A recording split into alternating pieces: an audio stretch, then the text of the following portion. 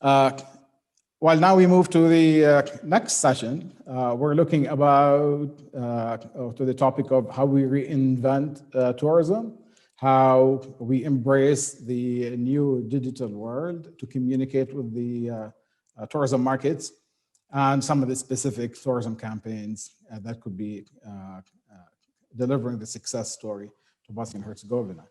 With us today, Damian Cook. Damian, someone I've worked with for the last 12 years. More importantly, he's been working with tens of destinations on tourism recovery. He's been working with tourist boards. He's been working in Asia, in Africa, Middle East, in Europe, really tens of tourism boards and countries.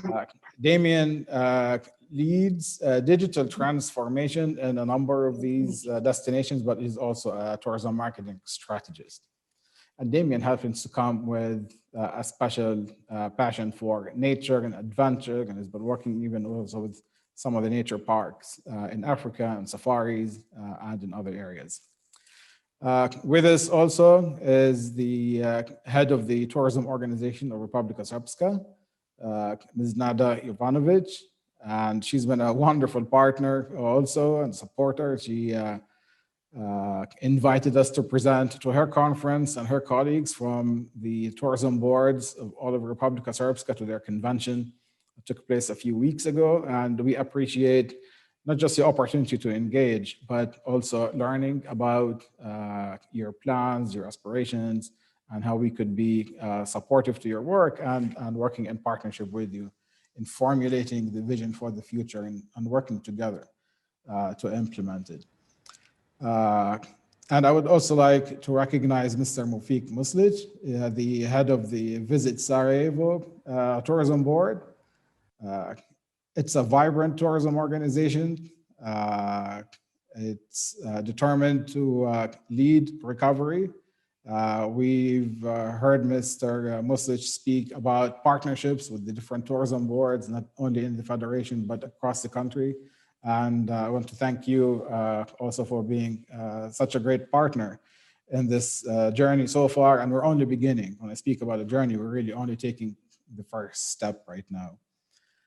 Let me ask our team to put up the presentation, and we're going to begin quickly looking at the tourism recovery plan that's been developed by the industry with our support.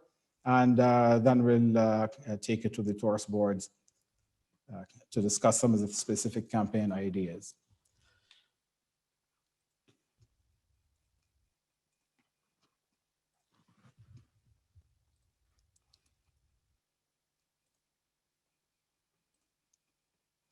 So it's no secret that tourism has been pretty devastated as a result of COVID. We already spoke about that. Oxford Economics spoke about that. Now we need to look at where do we go from here. And this is a discussion that's been taking place with the tourism organizations, with the tour operators and members of the industry, as well as with the ministries. So the first item of action is how do we stem the decline? How do we make sure that we return to growth and return quickly? And we need to identify viable markets, so we can't plan like we did before. The market has changed, consumer preferences are different, and those market segments that might travel now may not be the same as in the past. So we need to make sure that we have the proper research and identification and intelligence to bring them in. We also need to make sure that we're developing experiential tourism. If you're with us in the morning, you would have seen the profiles of the spirited travelers, the cultural travelers, and that they're looking for cultural immersion. How do we create these? And how do we begin, not just looking at recovery in the short term, but we need to look at a lens into the future, and therefore begin transformation of the industry from what it is right now to higher yielding, less seasonal sector, so that it works for everybody in the long term. Now, this development plan has been created in partnership with the different ministries, with the tourism organizations, various entrepreneurs. We toured the country, we spoke to, as I said, businesses, We spoke to local government institutions and otherwise. And the approach, therefore, I would say is completely local. While we look at international best practices, we're ensuring that whatever the world is headed in terms of formulating recovery approaches is grounded in the reality of this country. We embarked on a study of tourism businesses, and we asked the question, what is the impact on your business? Now, not just on the industry overall, and we know that the industry has dropped by the end of the year by 84%, but most businesses said that their own businesses suffered between 70 to 100%. So it's been a significant drop. Now, if we start looking at a solution, we need to understand the problem in specific, what is happening. We know that in the world and here, especially in Bosnia and Herzegovina, we lost many of the aviation routes. Many airlines exited the country. Some indicated they may be coming back in April, others are saying in August. But the question right now is, will they come back? And if they do come back, will they have enough frequencies calling on the destination? And one of the key determinants is not just what happens over here, but what will the competition do? So we can't just look at the rise of the global market, but many destinations are ready with their pockets full of money, ready to spend on promotion. And airlines want to fill seats. If they see another destination providing them the opportunity to fill those seats, they're going to go there. So if we want to bring aviation back, we need to couple it with decided tourism promotion. We need to think about the competition in this. Now, large-scale tourism is not going to be coming back anytime soon. We heard about the profiling from Oxford Economics about this. We're looking at smaller groups, customized packages, and therefore the nature of tourism that used to go to Mostar, for example, maybe spill over from Dubrovnik into Trabinje, that may not happen anytime soon. We need to be thinking about these customized packages, which in fact are more valuable to the destination and more sustainable. So we need to be thinking about how we transition the packaging of the experiences and how we promote them. We know that there's been a great deal of job losses, and what does that mean in terms of reskilling and upskilling people for the sector? And certainly while we have COVID protocols adopted, now we need to make sure that the industry adheres to them and this is communicated to the world that this is a safe destination. Now, what do we do? How do we bring the market back? Strategies are great, but now we need to look at a tactical plan. Strategies are longer term.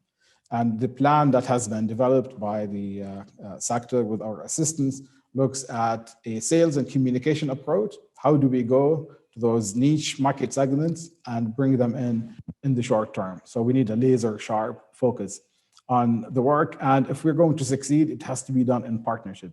Everyone needs to be heading to the same goal.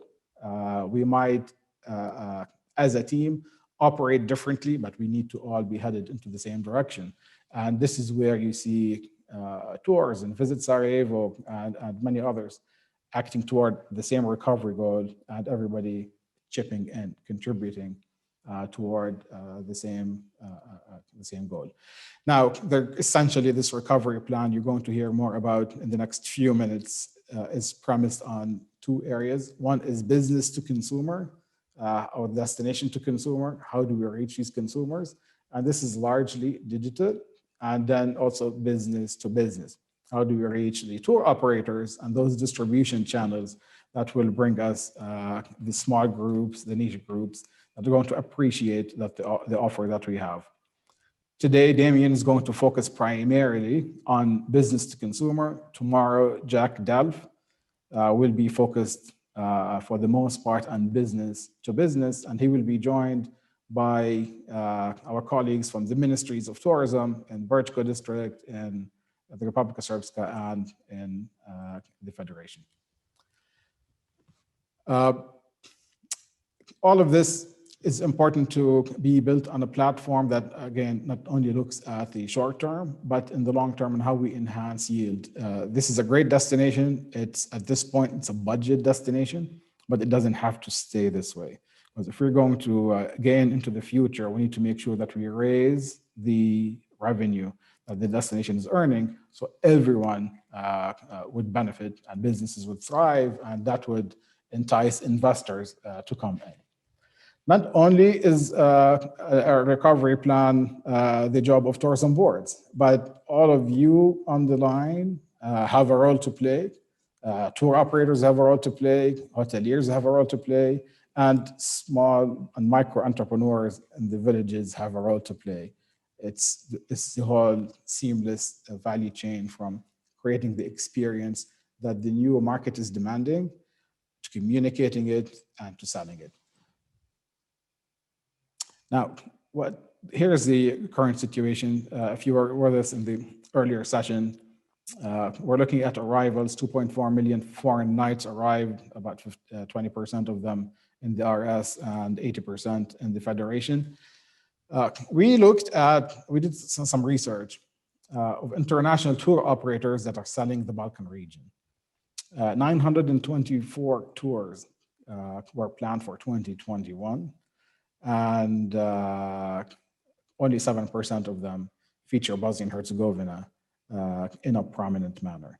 There's something wrong with this equation. This is such a wonderful place, but it is not promoted enough. We need to think about how we as partners all together take this message of the richness, of the diversity of this wonderful country to these tour operators and ensure that they feature this offer into their offers as well. This is also going to be a discussion discussed in more detail in tomorrow's session with Jack Delph. Make sure you come back. We spoke to the tour operators. We said, what do you specialize in? And we do have a diversity. So tour operators are able to package experiences, whether culture and adventure and otherwise. A bit more needs to be done in terms of how this is best presented to wholesalers from the foreign markets. And part of the recovery plan addresses business to business, as I mentioned, and this is one of the areas that will be looked at. Now, on the digital landscape, Bosnia and Herzegovina is well networked. And right now, we have a unique opportunity for recovery. And I would say pre-COVID,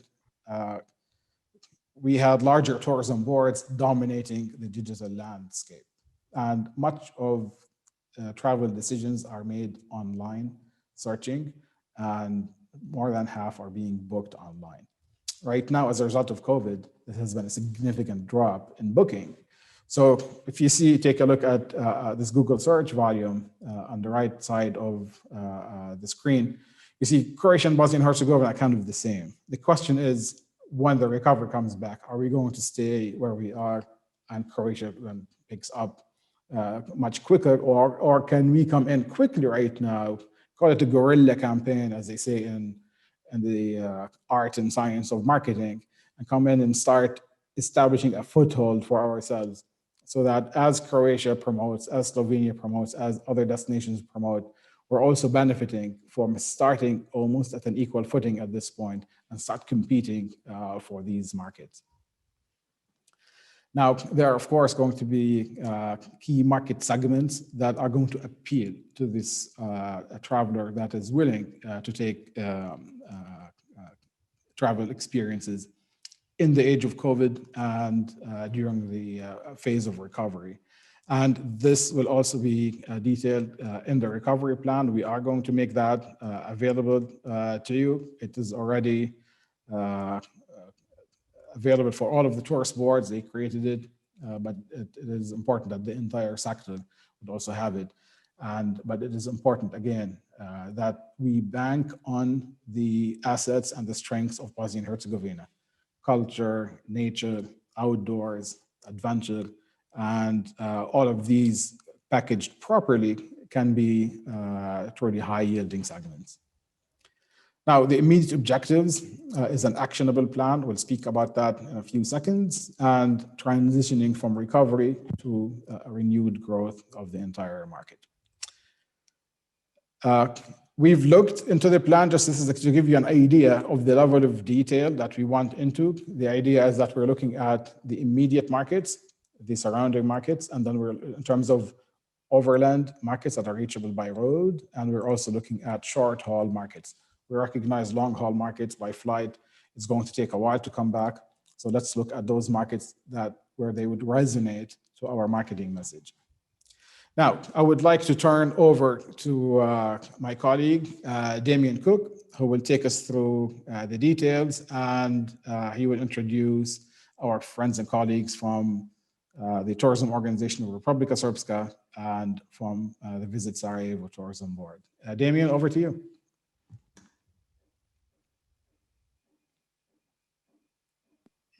Thank you very much, Ibrahim. It's a real pleasure to be here with everyone today. I'm just taking control of the presentation. Let me check I have that. If not, I'll go over to share my screen. No, I think I have that. Great. Pleasure to be talking to everyone today. As Ibrahim mentioned, I'm working with the project on a strategic level, looking at the immediate needs of our tactical marketing plan, but also ensuring that we're cognizant and aware of the need of the broader destination strategy as we move beyond recovery as well. We've heard a lot of projections today about the future and where we're headed. There's obviously a lot of concern about COVID. There's a lot of pessimism out there. And what a lot of people, we hear this expression again and again, are looking for is a light at the end of the tunnel. But as I always say, the reality about tunnels is that you come out in a different place to where you went in. We're not going to go back to 2019. We are going to recover. Tourism is going to come back, but it's going to be different to what it looked like in 2019. And we base our plans and our assumptions on those, what tourism looked like in 2019. It's going to be a new marketplace, but I think one that has a lot of potential for Bosnia and Herzegovina. As Ibrahim mentioned, I've worked with about 30 different destinations around the world, and I mainly focus on the impact of change on destinations. Change brought about by technology, change brought about by changing markets, and change brought about by different traveler behaviors. And when I look at the process of change in the world, what I actually see is, to give some optimism to today's sessions, some really good news for Bosnia and Herzegovina as a destination. Because what leveled the playing fields, you saw the data that Ibrahim showed there in search values. Currently, people are searching as much for Bosnia and Herzegovina as they are for Croatia and some of our competing destinations. It's kind of leveled the playing field for the moment. How we move forward is really critical. How we can make sure that we do move forward effectively is understanding the changes that were happening in tourism before COVID arrived. Obviously, this has been the most significant change in the history of tourism. But there were changes that existed before anyone heard the word COVID. Think about 2019. Many people considered that the most successful year for tourism in terms of arrivals and revenue. But during that year, this most successful year, was the same year that we saw Thomas Cook, one of the largest tour operators in the world, go bankrupt. And we saw significant shifts starting to happen, being consumed and travel consumed around the world. There were changes already happening, and the pandemic has, in many cases, accelerated those changes. And what drove them was a change of travel behavior. And if we look at our destination of Bosnia and Herzegovina through the eyes of those new travelers and the ways that they travel, we start to see some opportunities that we can take advantage of. So let's look, before we get into the plan, at what some of those changes were, because there are three main changes that we need to be aware of. What was really changing travel was a demographic shift. We saw in recent years millennials, those people now aged between 24 and 39, becoming the most predominant travelers, the most important travel market. It's a word everyone was talking about, the millennial market. But the millennials have changed tourism significantly, much more than either Generation X or the baby boomers, the generations that went before them. They've completely changed the travel market. Why is that? Why did they have such a significant change?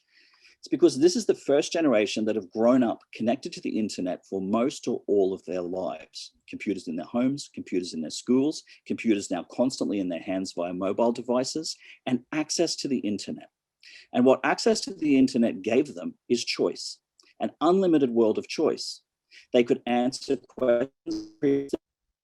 Someone asked you a question and what's the capital of Bosnia and Herzegovina? If you didn't know previously, you'd have to go, you can look that up in an encyclopedia. They had access to this information, and they had access to unlimited choice that the internet gave them. And that choice is what changed the way that they live. It's made them behave very differently. It's made them work differently. Average millennial stays in a job for 2 years before they change and shift, because they're always looking at options for change. They're not staying in a career for their whole lives. They change their romantic lives, their partners. They're getting married later or not at all. Many of them with different partners in their 30s than they were in their 20s because of constant choice. And when they came to travel, choice was the most paramount thing that they were looking for. And this is why they changed the tourism landscape, because they use online tools to find travel products and travel experiences that worked for them, their interests, their budget. When people survey millennials, a common thing we find is the way they describe their travel experience is different to previous generations. We all say we work in the tourist industries. We have tourist boards, we have ministries of tourism. But honestly, the worst thing you can call a millennial is a tourist. They don't consider themselves tourists, they consider themselves travelers. They're not tourists that visit destinations or attractions or products. They are travelers who are looking for experiences. And they want those experiences to be as individualized and appropriate for their possible. So that level of interest has given them, has created the need for online channels to exist that show them travel content and travel products they can book and buy. Now, what about those other markets, our baby boomers, our Generation X? Are we going to ignore those because the millennials have changed the market? No, because we've seen what is called millennial alignment. Older people are seeing the way that their younger friends travel, the way that their children travel, and they've seen that they can use those platforms and channels as well. So we're seeing those other generations starting to align with millennial travel behavior, booking more online, researching more online, shopping more online.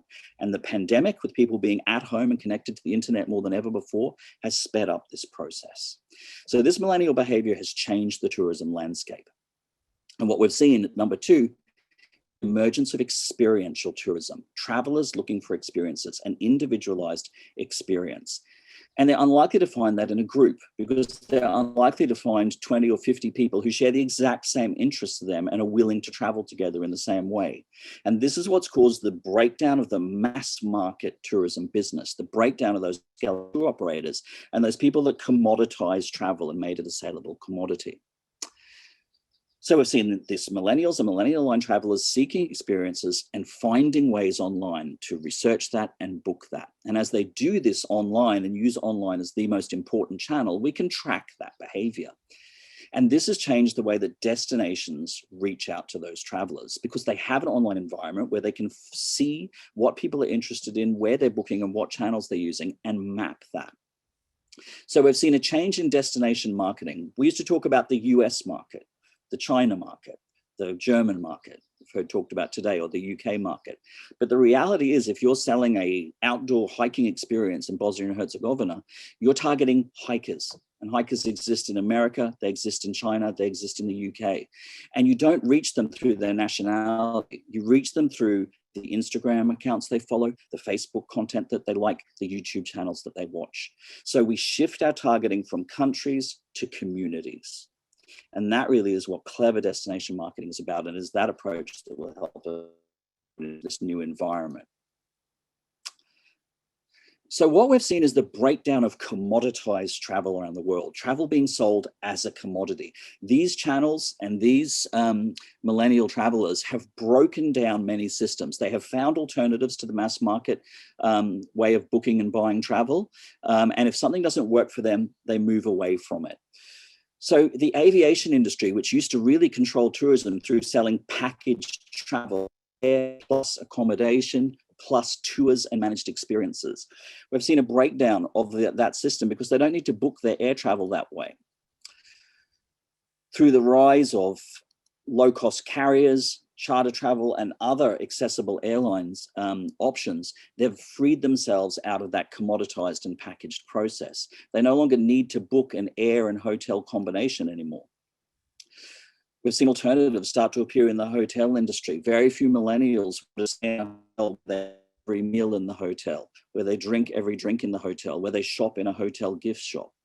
That model, while it worked for the industry, didn't work for them. And when the hotel industry failed to give them alternatives that gave them more freedom of choice, they actually stepped, in many cases, out of the hotel process and found channels like Airbnb and alternative accommodation options, where they could stay local, where they could eat local in local restaurants, where they could shop local in local shops and marketplaces. And then when it came to them having those experiences they were looking for, they didn't want to be in a bus with a lot of other travelers having the same experience. So they also stepped out of that process. And what enabled them to do that was traveling independently with their smartphones. These tools gave them access to the internet, gave them access to restaurants, attractions, places to visit, things to do while they're in a destination, and gave them a lot more flexibility to plan their own trip. These are the travelers that were growing before the pandemic. These are the first travelers we'll see coming back. And we need to think about what we can do in Bosnia and Herzegovina to meet these needs.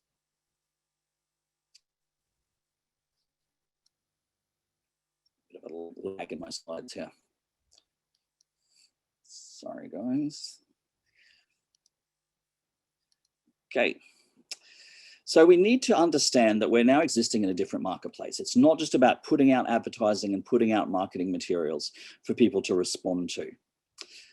That old method of printed paper travel brochures, of television commercials, old school media has been eroded by this process. But we still see some destinations and some businesses printing brochures. How are you going to get those brochures into the hands of potential travelers? You have to mail them overseas, or we have to go to a trade show and try and hand them out to the public. But how many of the public actually visit those shows? In this year, many of those travel shows don't even exist. There are questions about whether they will come back. We produce video and content that we turn into television commercials, but who watches television anymore? We all stream our content via Netflix and other channels that have no advertising within them.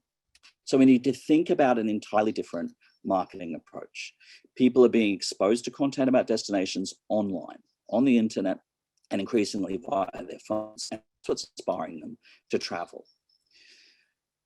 They then move beyond consuming content to actually finding travel businesses and finding products that they can book.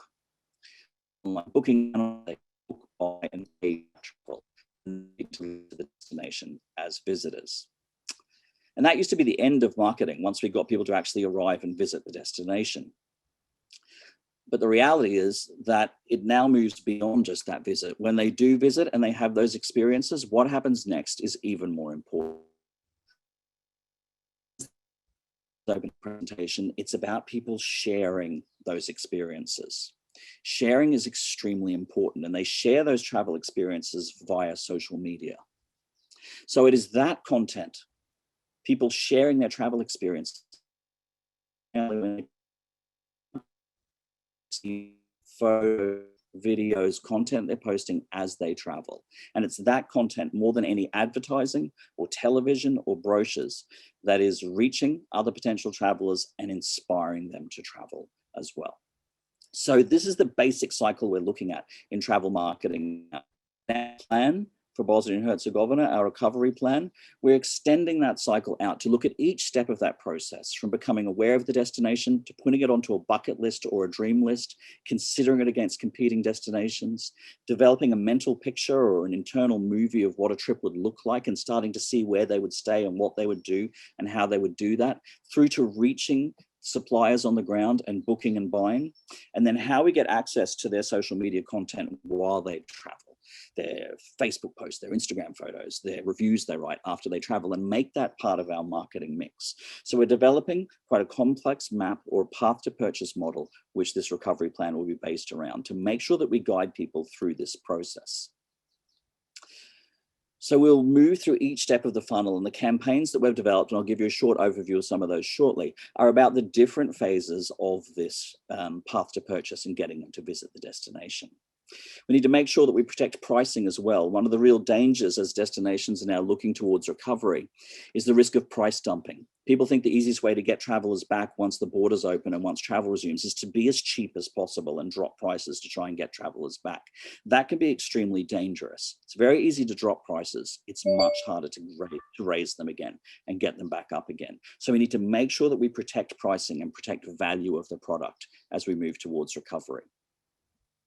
Need to make sure we use the right content to reach them through what we call the pose model, a mix of paid advertising, a mixture of owned advertising, that content that exists with the trade and the destination. Some of that fantastic content we saw in the videos from Sarajevo and the Republic this morning. And then we need to also look at earned media. Online journalism, influencers, social media content where we can earn more followers and more engagement with the content that's put out there as well, and then use this model as a central part of our plan. So experience is critical. We've heard this word again and again, and we need to make sure that we leverage particularly social media to encourage visitors to the destination to share their experiences and make those part of the marketing mix. We should never underestimate how powerful social media is when it comes to travel marketing. Let me give you the simplest example of a shared experience, which is something that many people do every day. Take a selfie. And people do more of this than ever when they travel. The average person now, when they travel, their social media output quadruples, 4 times more social media output. Why? Because what's happening when we post these travel photos, when we post selfies as we travel? Essentially, we're showing off. We want our friends and family to see us having these amazing experiences while they're sitting at work, while they're sitting at home, and think, wow, look at that amazing experience they're having. We're bragging a bit, and with good reason. We've got amazing things to show them. But think about someone taking a selfie when they visit a destination like Bosnia and Herzegovina. If I asked any one of you to take a selfie for me now, very few of you would sit at your desk and do it, or go and stand in front of a wall and do it. You'd go to the window, you'd go outside, because one of the most important parts of a selfie, particularly when we travel, is what's behind us. We're showing our friends not just that you're traveling, but you're literally telling them, look where I am right now. It's that message people used to write on postcards, wish you were here, being communicated online. Look at the amazing place that I'm in. We're also seeing less people posting selfies of just themselves. They increasingly will show who they're traveling with. It might be a partner, it might be their kids, their family, it might be an interesting local person that they met along the way. So we move from look where I am to look where we are. Look at the people that I'm traveling with, the experience that we're sharing together. But if you really want people to respond to those selfies that you post as you travel on Instagram, you want the most likes and the most engagement, that happens when you actually show the experience that you're having. Not just look where I am or look who I'm with, but look what I'm doing right now. Look at this amazing experience that I'm having. When people share these experiences, people respond to it. We can see that, and we can measure those rates of engagement. All of us in tourism marketing talk about 3 things constantly: the destination, the demographics of visitors, the experiences that they have. But we can see these every single day being posted by our visitors, showing where they're visiting, who they're traveling with, and the sorts of experiences they're gravitating towards. So this social media content, which we can use software and tools to aggregate, we can look at it, teaches us about the visitor experience, but also helps us promote that visitor experience as well. Because we're talking about a vicarious travel environment. The average person now has an audience of 250 people that sees their social media content. So think about every single traveler to Bosnia having an audience of 250 people that's seeing that content. We used to talk about viewership of TV stations or readerships of magazines, but how do we prove those people actually saw those ads? This is for every traveler, 250 people who do see that content, and no one's trying to sell them anything. It's not an ad. It's an authentic experience that they're going to look at and think, wow, I would love to do that. So we really need to change how we understand marketing. For those of you in the industry, if you wanted to market your hotel or a tour or an experience, you used to hire a marketing company to send an expensive photographer to come and take the best possible pictures of your rooms, of your experiences. You'd then buy space on a television station or a magazine or a brochure to publish that content to an audience that you hoped would see it and respond to it. Well, think about now. You have people who are paying you as customers to come and take the best possible photos they can of your rooms, of the experiences they have, publish them for free onto widely used channels to a huge audience that responds to that content because they have a personal connection to that person, and we can track from their response to it them actually then following through, using the location tags to look at that hotel, look at that attraction, and potentially becoming a visitor as well. And this has become a global habit, posting your travel experiences as soon as you check into a hotel, as soon as you arrive in a destination, and your friends and family responding to it. And we all know that this happens even in the restaurant environment. When we eat a meal now, we take a picture of that food and we post it onto Instagram. I'm sure you've all seen thousands of photos, beautiful photos of food posted on Instagram. It's one of the most common things people post. But if we really want to understand tourism and the direction we're headed, just think about this fact.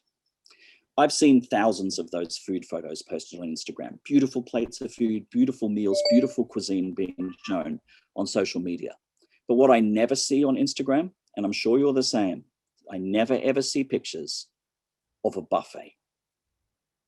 We never see our visitors, we never see our tourists going to the buffet table to take those food photos and post them. Why? Because this is my own experience, my individual experience that I chose. And I want to tell the story of the beautiful restaurant I went to, this food from a particular country or a particular cuisine, this amazing chef that works there. This is everybody's experience, and I shared it as one of the crowd.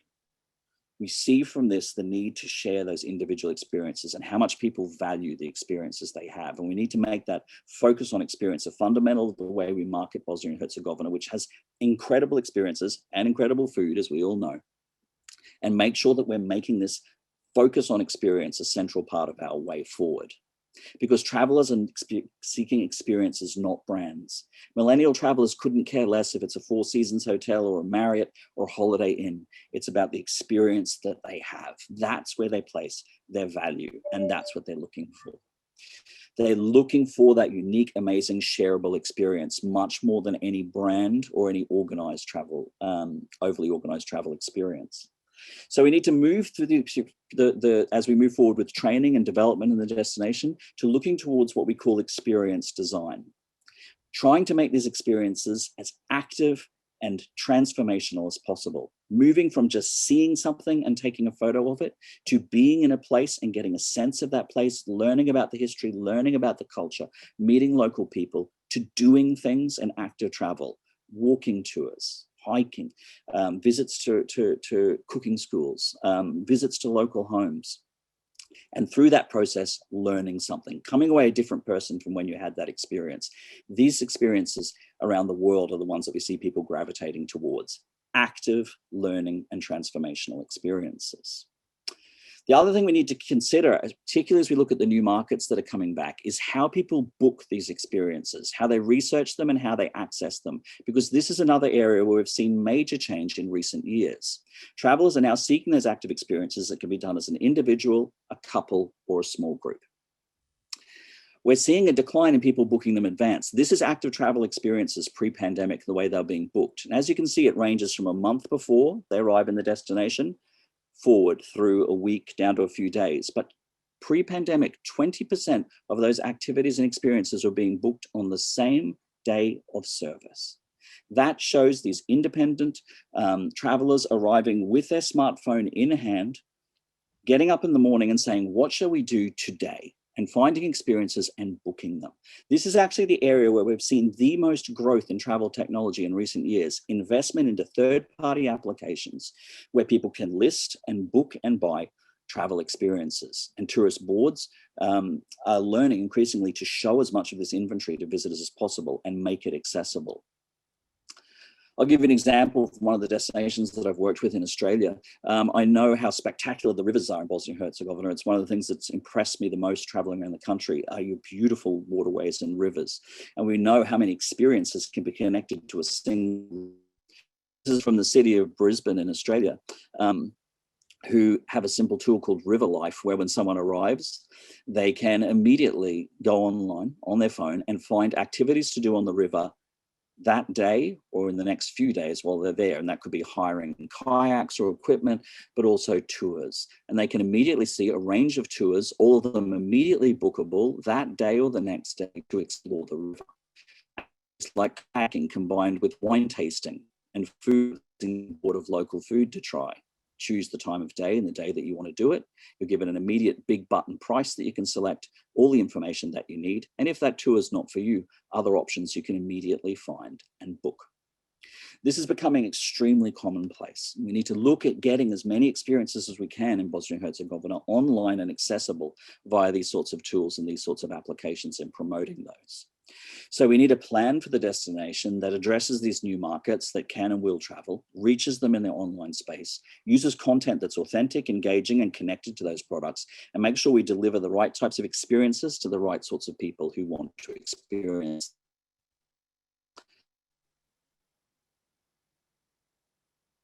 So we've developed a tactical plan for recovery. We're looking at the bigger picture of the destination strategy, but for the immediate period, to get travel back moving again, to stop those job losses, to get traffic back into the country, at what can be done tactically as we develop the broader strategy to get travel moving again and what tactics will work in that space. This plan that we've developed identifies several things. The what is those specific campaigns we're developing, who we'll target with them, when during the year that we'll undertake this marketing, and how, via what channels we'll be delivering them. I'm going to give you a very short overview of some of the campaign ideas that we've already started working on, and I'm going to be working with the DMOs like Visit Sarajevo, like the Republika of Srpska that we're going to hear from shortly, to develop their own individual versions of these campaigns as well, both at a national and a regional level. One of the important things is not losing touch with markets. During this period of relative lockdown when tourism is slowed down, it's critical that we keep people reminded that Bosnia and Herzegovina exists as a destination and keep them engaged with the products that are there. There's been a 71% increase in consumption of online content through last year. And nobody's sitting at home looking at ads. They're streaming content, they're looking at interesting, engaging experiences. So we want to immediately start working with live stream technologies to get as many of these experiences visible to people now and for them to see them virtually through tools like Facebook Live and Instagram Live. I've been working with lots of destinations on this at the moment. Been working with two specifically in Kenya and Sri Lanka, both of whom have managed to reach a combined audience of over 80 million people just through virtual content that they've been running. And we've seen many destinations as well doing this. New Zealand has been releasing a lot of live and interactive constant content, particularly through Instagram Live and other platforms, where people can actually see, and not just tours of buildings or, basic sorts of tours, but actual live experiences that are outdoor, that are exciting, that are dynamic. And they have access to guides and experts. They can ask questions in real time and have people respond to them and tell them about the experience. And of course, keep it on their radar and draw booking it in the future. It is a chance to get people to register for things like competitions or for more information. So we start building up a database for marketing as well. And we know the amazing experiences that we have in Bosnia and Herzegovina and how easy it would be to start communicating these, even right now in the winter sport realm, to those audiences online.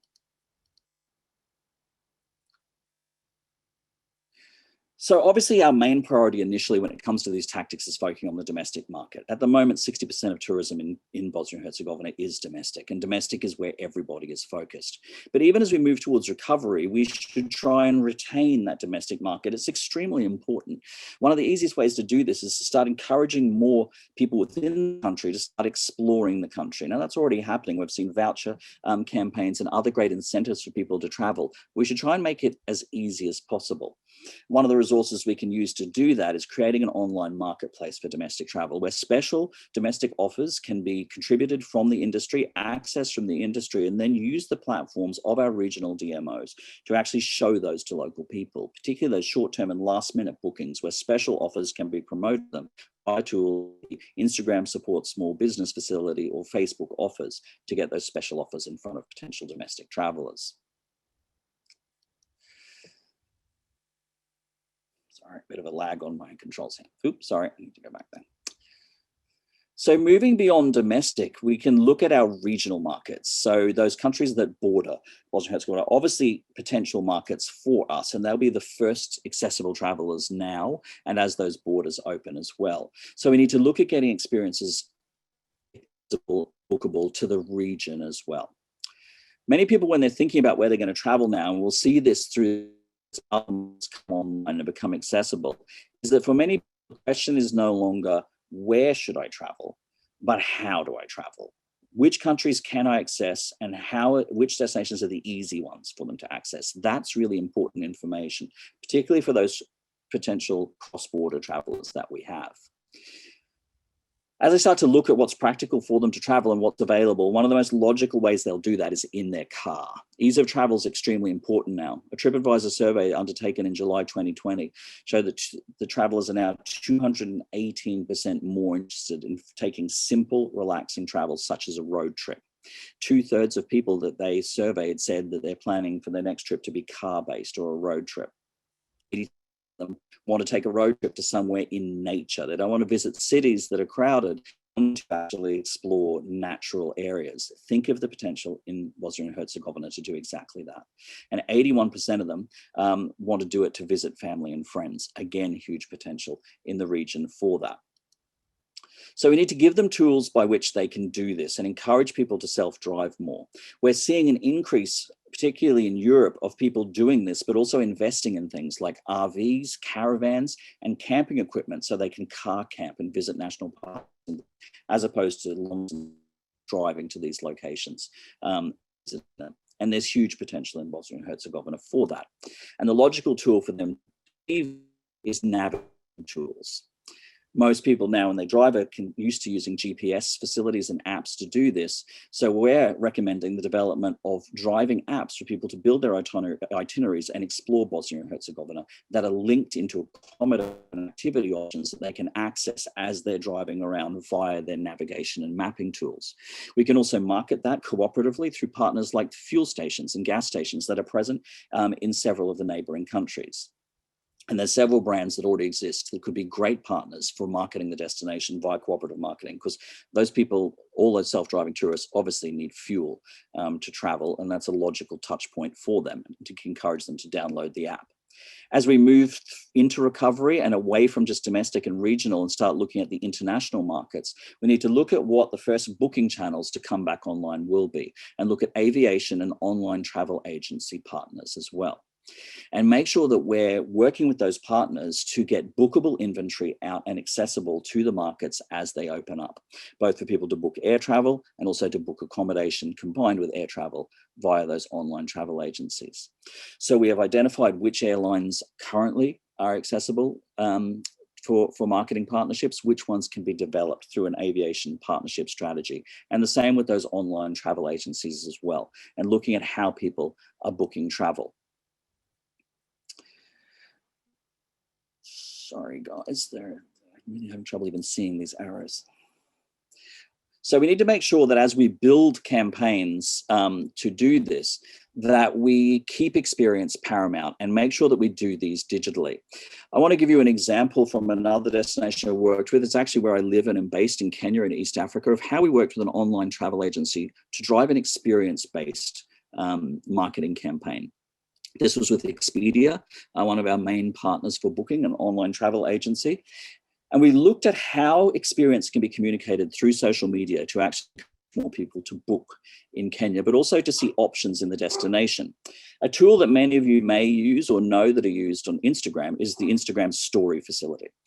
If you're using Instagram stories, as you'll know, you can put out a poll and ask people, yes, no, do you like this or that? And people can click those options. So we developed a campaign using Instagram stories. We got 2 people to travel around Kenya for a week. And every day when they woke up, they said, today we could do this or we could do that. What do you think we should do? And viewers could select, and based on the user votes, the people would do that experience that day. But at the same time, people were encouraged to register, because as they were selecting which options worked for them, they were building their own itinerary. And we ran a competition to give away that trip to one of the viewers. This campaign worked extremely well. It was targeted to the right markets. It used the right platforms, and we used experience to drive it. Here's an overview of what that campaign looked like. Can you imagine an unplanned... Oops, sorry guys, there's a real lag on these controls.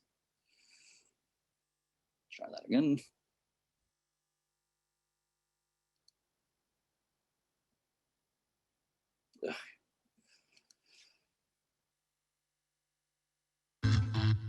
Can you imagine an unplanned adventure through magical Kenya, controlled entirely using Instagram?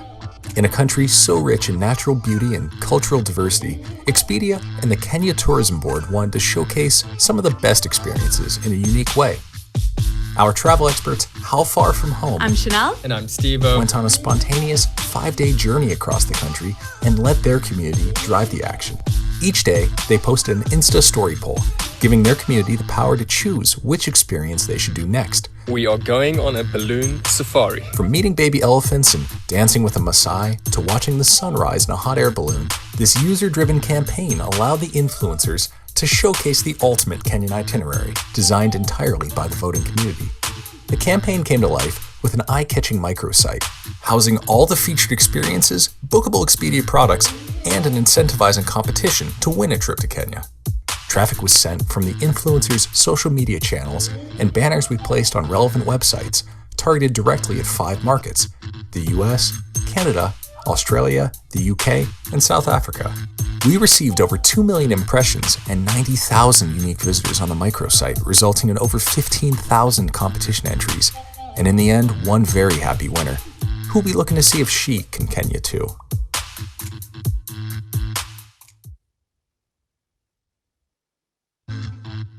Can you imagine an unplanned adventure through magical... Thank you. So lastly, guys, we need to focus on those niches that are likely to come back as well. And as mentioned, hiking is a key one. Obviously, we're talking about a lead hiking destination, huge potential for outreach to the hiking market. So we also are recommending and will support media trips with influential hikers online.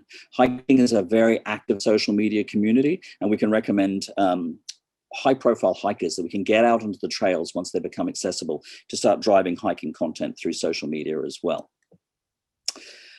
We also know how important, oh, sorry guys, can you, Fedra, I really have no control over this. Could you just take it back and put the slide there for me? Thanks, that's right, thank you.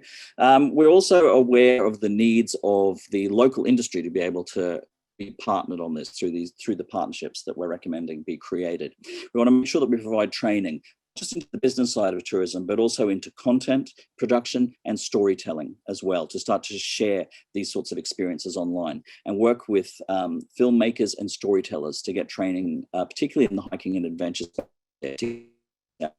popular outdoor adventure travel channels. Could we go to our next slide, Fedra? I can't see the controls anymore.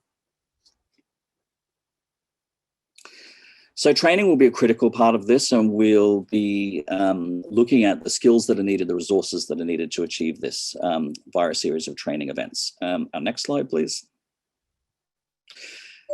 So that is an overview of where, in terms of the tactical plan that we're developing, our areas of focus in terms of the potential travelers that we want to reach, in terms of the channels that we'll use to reach them, in terms of the types of content that we want to make accessible to them.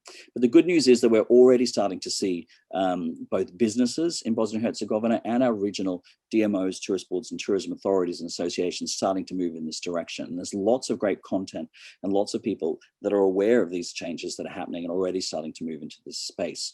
So I'm going to hand over to two representatives from 2 of our regional DMOs to take you through what they're doing and the approach that they're taking, which, as you'll see, are very well aligned with the aims that we're heading towards and are going to be great partners for us to achieve this.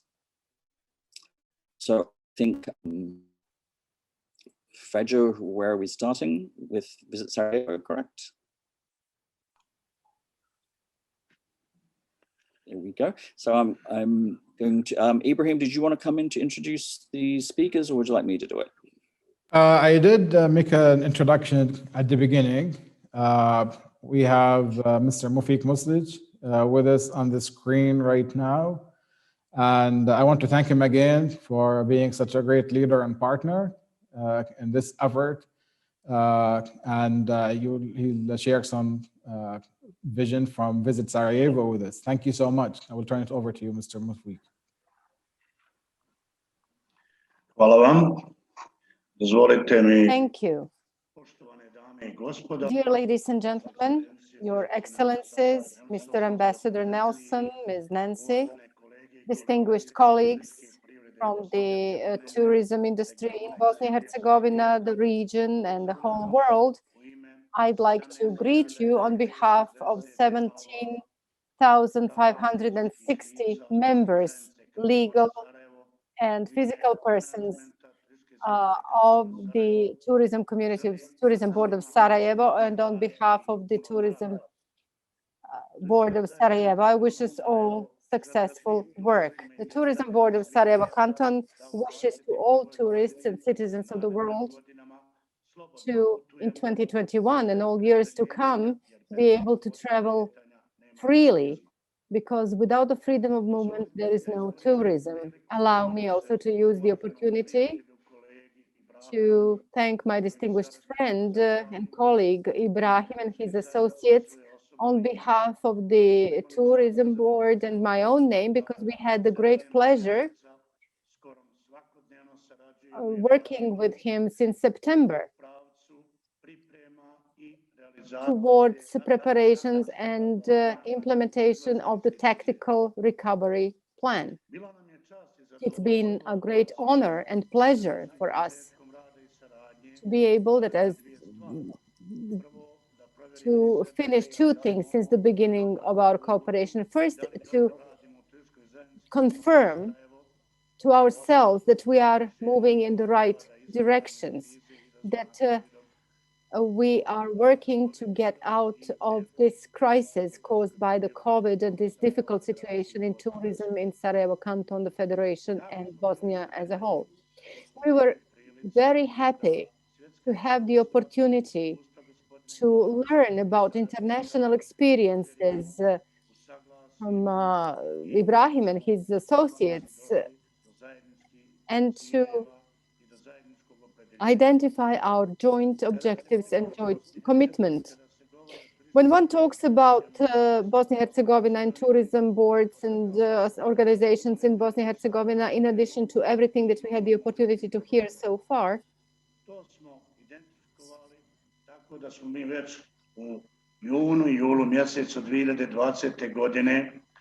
in June and July 2020, we changed entirely the business policy of the Tourist Association, and we organized together with our members 3 major conferences. The members of the Tourist Association had an opportunity to say what they think, to make proposals,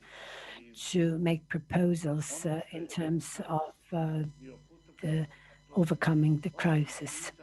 Our major guideline was that we had to show the way to recover tourism, to reach the market regardless of major restrictions and the lockdown. We were honored to work together with the Friends of Tourism of Bosnia and Herzegovina and to agree with them on the path.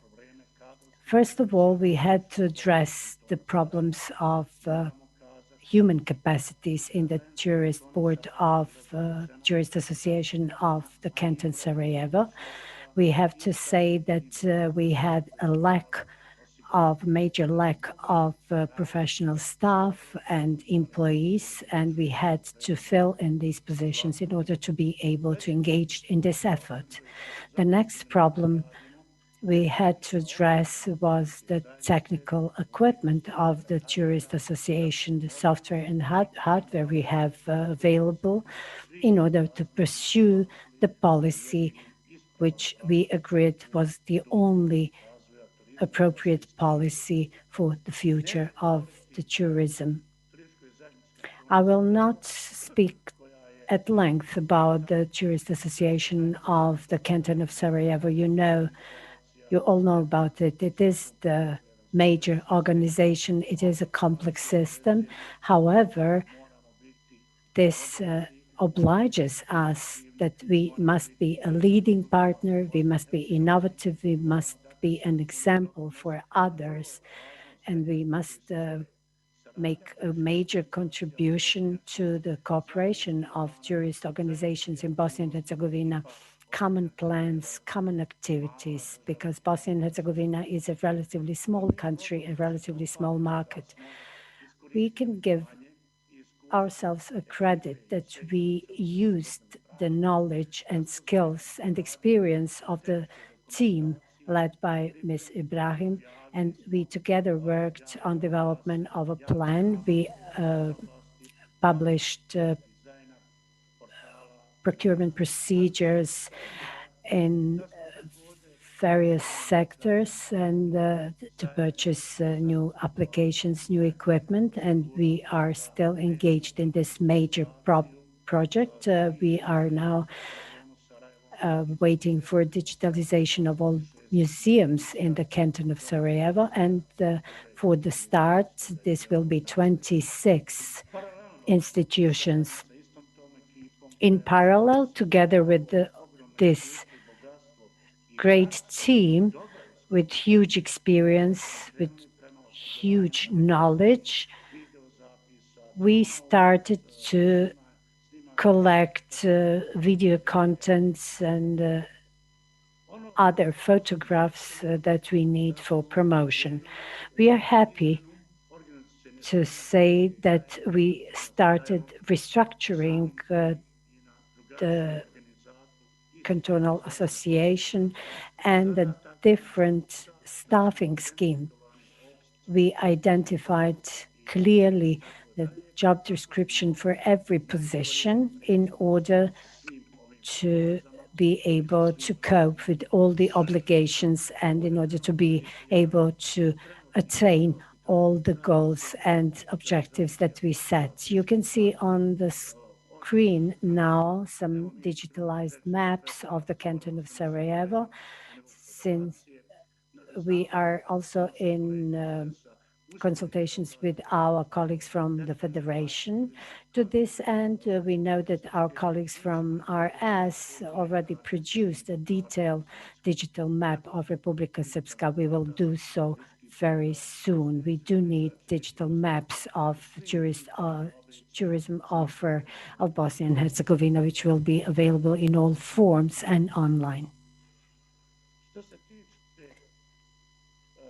As for the Tourist Association of the Canton Sarajevo, it is important to note that we recognized this new generation, new group of tourists, and they like to be referred as travelers. At home, I have children who never go to any tourist agency. They sit in the dining room and use their mobile devices to select their destinations, to choose the way in which they will travel. They select hotels or restaurants, the places they want to visit or see, experiences they wanted to have.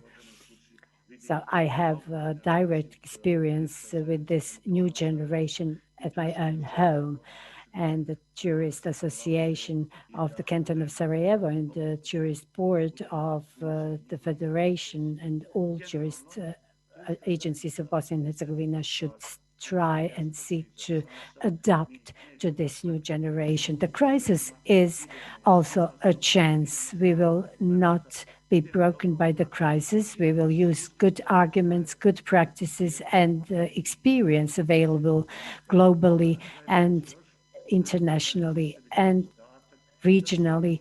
We will use them to this end. The Tourist Association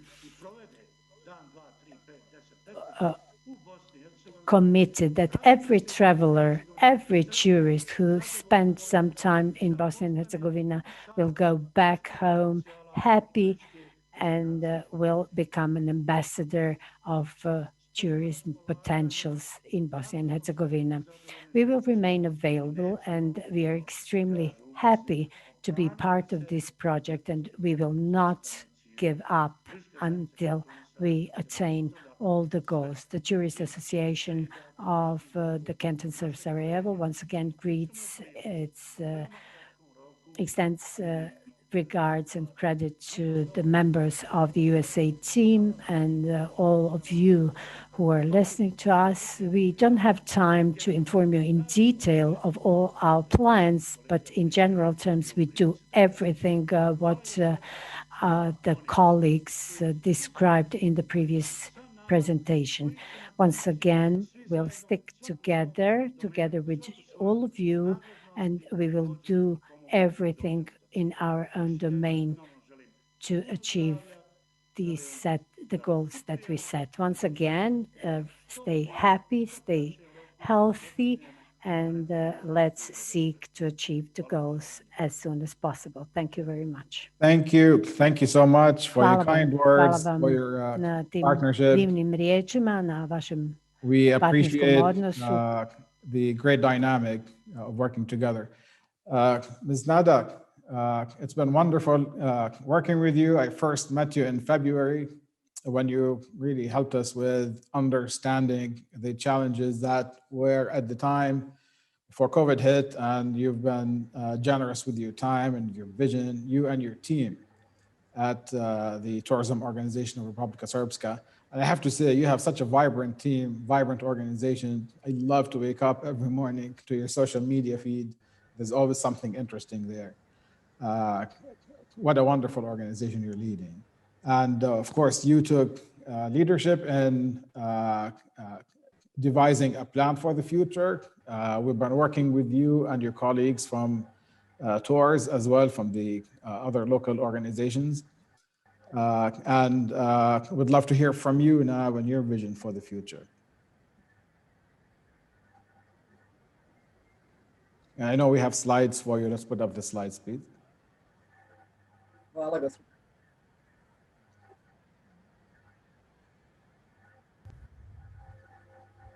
Thank you.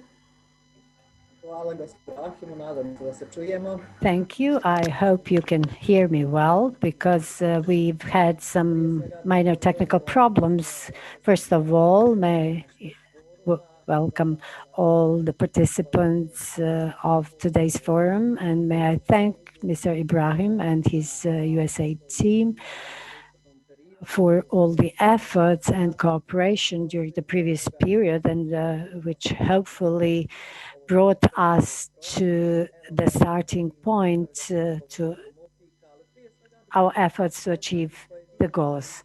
And may I first greet individually all these 390 persons who, from our audience. This makes our responsibility and our accountability even greater. The tourist organization of Republika Srpska is a part of this USAID project.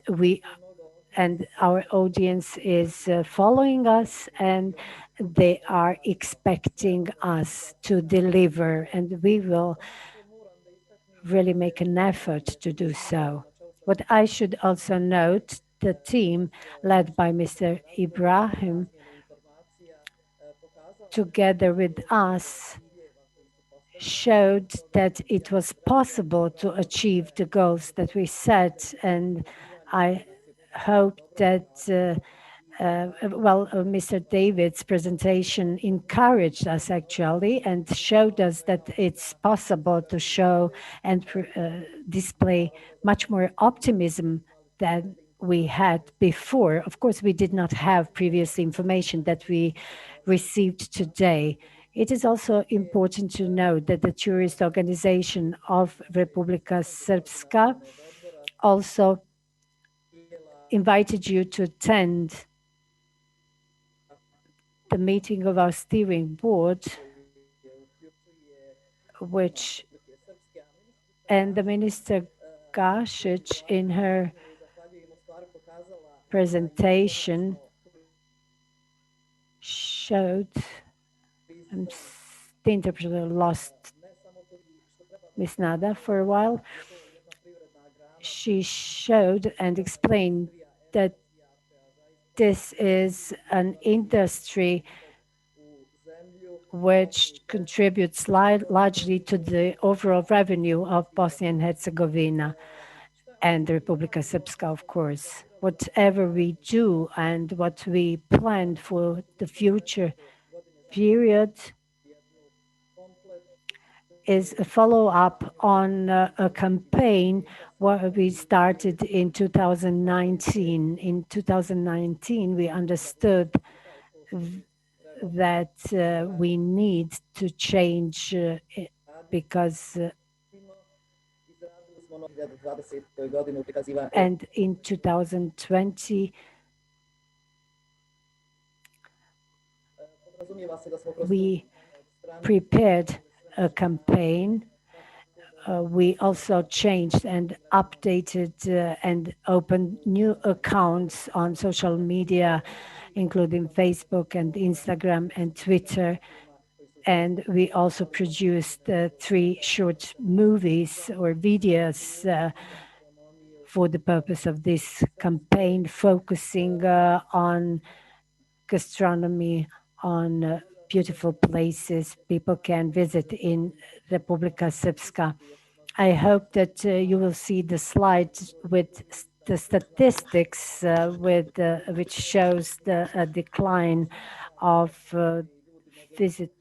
the number of visitors and arrivals in Republika Srpska. This has happened everywhere because of the consequences of the COVID-19 outbreak. According to these statistics, we see that in Republika Srpska recorded over 176,000 arrivals, during 42 arrivals less than during the same period in the previous year. The beginning of the year, January and February, were excellent. The arrivals and the overnight stays increased. Unfortunately, since March until the end of 2020 was a total collapse and recorded 78% less overnight stays. But having in mind the situation and the problems caused by the coronavirus outbreak, the tourism was in stagnation. However, we are happy to note that we recorded a slight increase of domestic tourists.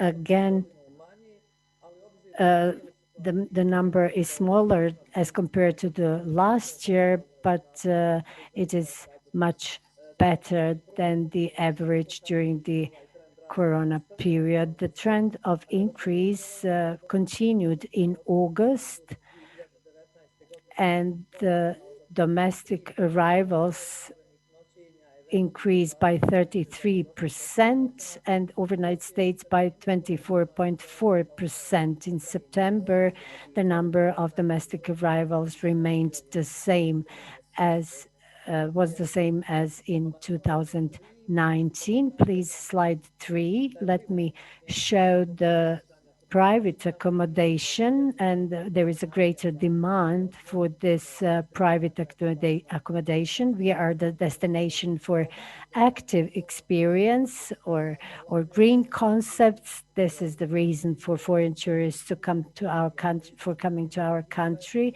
This also includes adventure tourism, experiential tourism, and we already covered these points. So we focused more on promotion of private accommodation in our campaigns. And during the corona period, we recorded a large number of new accommodation facilities which registered. The owners of private accommodation addressed us and asked us to promote their accommodation on our network. On the World Day of Tourism, we also produced video content, and the providers of services actually were actors in this video content. We published it on social media, and there was a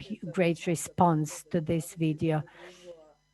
The tourist organization joined the campaign of the World Tourist Organization. Staying home today means traveling tomorrow. Let's save tourism. And then we also joined the campaign of the Chamber of Commerce, which focused on domestic production and homemade products. We also organized some competitions, some activities. We had some competitions on Facebook, on Instagram, and some on which were broadcast on radio and TV of Republika Srpska. We also returned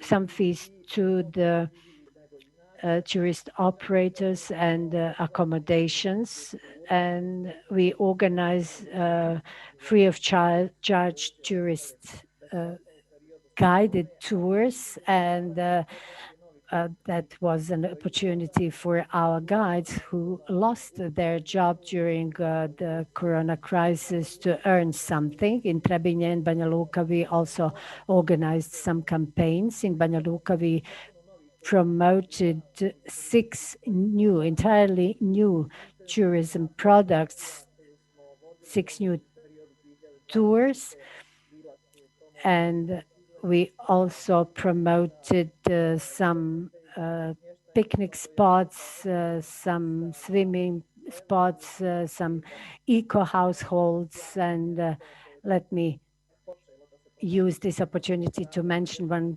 beautiful place at the well of Pliva. It is a household. It is a household at the end of the world. Even their name is very attractive. It will be inspiring for many people to go and see what's going on there. And our movie, Nothing But Nothing Much More, was shown on the film festival and was declared as the best movie worldwide in promotion of regions. And this was a great opportunity in the time when it was impossible to travel anywhere to make this kind promotion at 14 international film festivals on 3 continents. And we promoted this destination, and the response was huge. This video content is shown now on various internet places. Ima ukupno 15 nagrada u 2020. godini i kroz ovo takmičenje Republika Srpska kao turistička destinacija je u vrijeme pandemije i jednog potpunog zaključavanja Evrope, ali i svijeta promovisana na 4 kontinenta.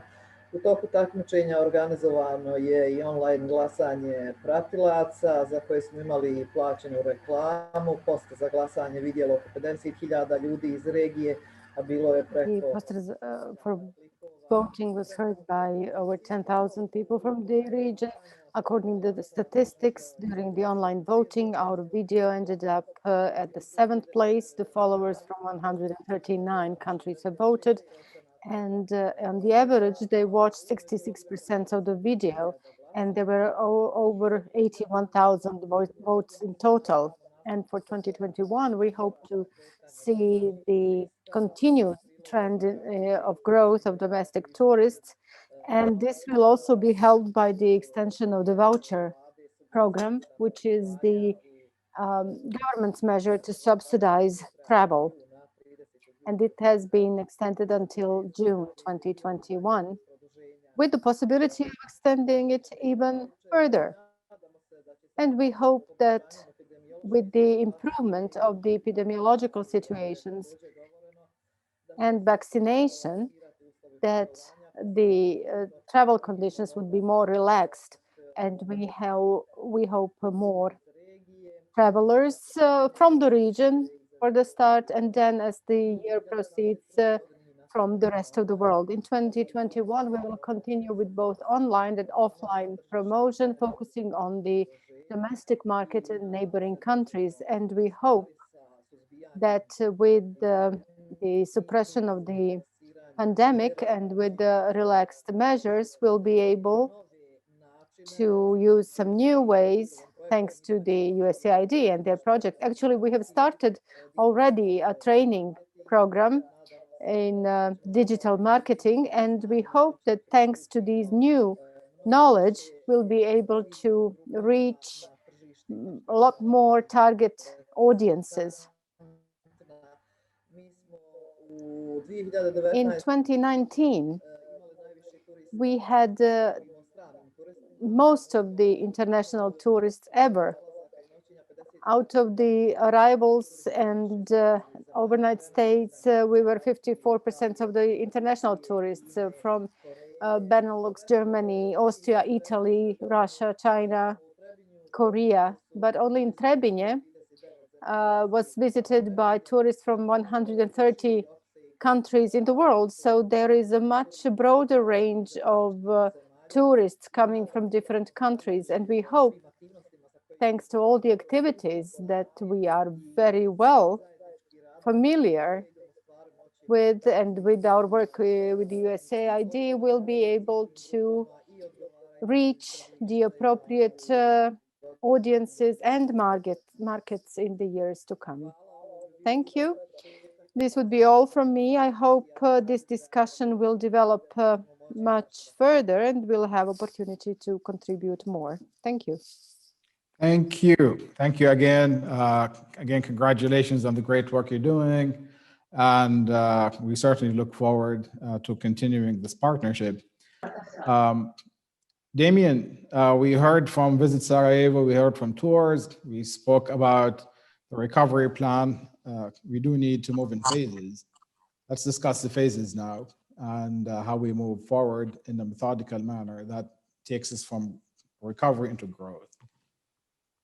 Sure. Can we get the slides back up? There's one slide there that has the phases broken down. Yes, coming up.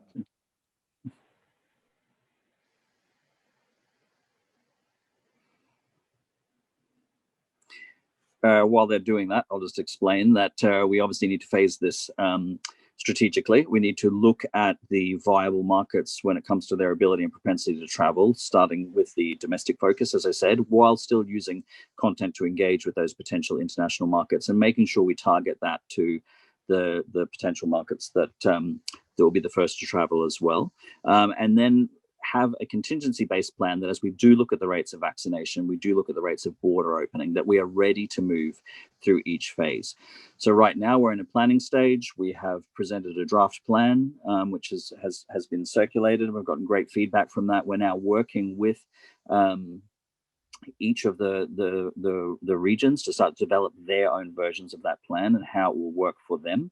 And through that, we will look at identifying the first products, looking at the technical resources, agency partners that are required to deliver those campaigns as we move through to delivering those campaigns through the fall and summer of this year. We'll combine that with, as the country becomes open, more international visitation, media trips in the hiking space, as I talked about, content production in that space. All of this supported by training support to the both DMOs and trades as we move forward.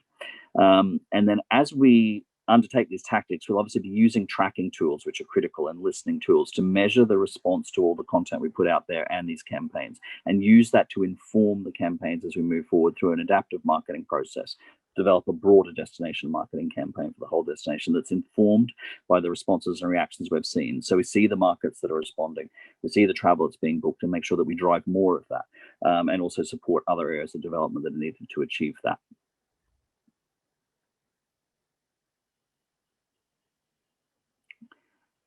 So Ibrahim, back to you. I think we're on our time to wrap up, I guess. Thank you. I'd like to thank you, Damian, for a wonderful presentation. I'd like to thank our colleagues from the tourist boards.